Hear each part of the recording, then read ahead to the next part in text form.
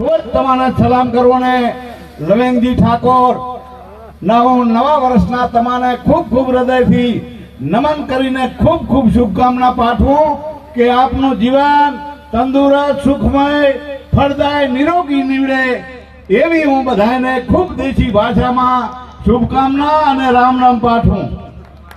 પણ ખરેખર એ અત્યારે આપણા એ કટાવ ધામ ખાખી મહારાજની જગ્યાના પ્રમ સરદેવંગનિયા જરમગુરી બાપુ પણ અહીંયા આપને આશીર્વાદ આપવા આયા ભલામણા। પણ જ્યારે આપણા અમારા રાધનપુરનું તો પનોતા પુત્ર અમારું ગૌરવ પણ થરાદના એ ધારાસભ્ય અને આખા વિધાનસભાનું ગૌરવ એવા શંકરભાઈ ચૌધરી સાહેબ આયા હોય તો તાળીઓના ગડગડાટ પાડો ભલા માણસ, તાળીઓના ગડગડાટ।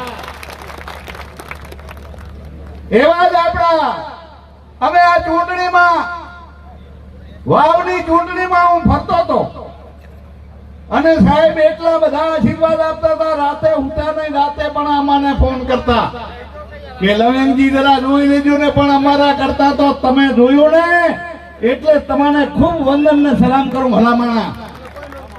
એવી ચિંતા કરી અધ્યક્ષ સાહેબે એટલે તો આપણા વાવના નવનિયુક્ત ધારાસભ્ય બન્યા અને બનતાની હાથે એ 9 મહિના કા તો 10 મહિના થયા, કેટલા થયા 10 મહિનામાં ગુજરાત સરકારના મંત્રી બનાયા, પાડો પાડો તાળી। હકીકતમાં જેને સાચી વાત હોય એ વાત સાચી કેવી જ હોય ભલામાણા।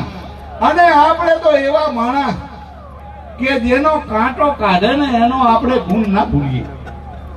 માન્ય આપણા અધ્યક્ષ સાહેબના ખરેખર વખાણ હું નથી કરતો અને વખાણ કરવા એ અમારો ધર્મ નથી, પણ જે સાહેબે કીધું છે કે જેવું જે માણસ કરે ને એના ગુણ ગાવા જોઈએ, એને એવી વાત કરવી જોઈએ ભલામાણા। કાંઈ હું થરાદની સભામાં પણ બોલ્યો હતો ત્યાં સ્નેહ મિલનમાં કે જે કમિટમેન્ટ આપ્યું હોય ને એના કરતા વિશેષ અને થરાદ વાસીઓ તો મેં ત્યાં પણ કીધું કે થરાદ વાસીઓ તો ખરેખર એ ભાગશાળી છે, એટલો નહીં પણ આખો બનાસકાંઠો ભાગશાળી છે અને ભેરો પાટણ જિલ્લો અમારો પાડો પાડો તાળીઓ। હકીકતમાં આ તો વધારે સમય મને કે 2 મિનિટ બોલજો ન કે મેં કીધું મારે શું બોલવું આજ તો, કેમ કે હું પાડોશમાં છું, પાડોશી પરમેશ્વર। ખરેખર અમારા પણ કામ થાય છે, તમે અહીંયા બધે જોયું હશે એ આ અતિવૃષ્ટિથી એમાં અમે બધા દોડીને ક્યાં જઈએ એ બધા તમે જાણો છો। અને મેં કીધું માન્ય અધ્યક્ષ સાહેબ આ દિવાળી પહેલા કીધું જો કાંઈ થોડીક વાત થઈ જાય તો અમારા ખેડૂત પુત્રો બધા રાજી થાય। એ દિવાળી પહેલા 947 કરોડ રૂપિયા આખું પેકેજ જાહેર કરાયું ભલામણ। એથી નહીં વિશેષ વાત કે મૂંગા પશુઓને આપણે એક પૂરમાં તકલીફ પડી એટલે અહીંયા ઘાસની ગાડીઓની છે ત્યાંથી આવીને લેન લાગી, એમ મારા રાધનપુર હાંતલપુરમાં લેન લાગી ભલામણ। આ બધો કેનો પ્રતાપ છે?